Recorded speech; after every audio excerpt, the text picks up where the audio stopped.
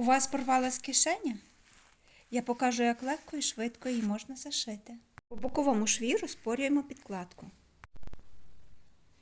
Булавками заколюю кишеню в місце її прошивання.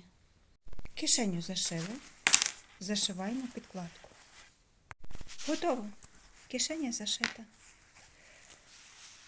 Дякую за перегляд, дорогі глядачі. Ставте лайк, підписуйтесь на мій канал, щоб першими побачити нові цікаві відео. Я вам бажаю всього найкращого. До нових зустрічей. До побачення.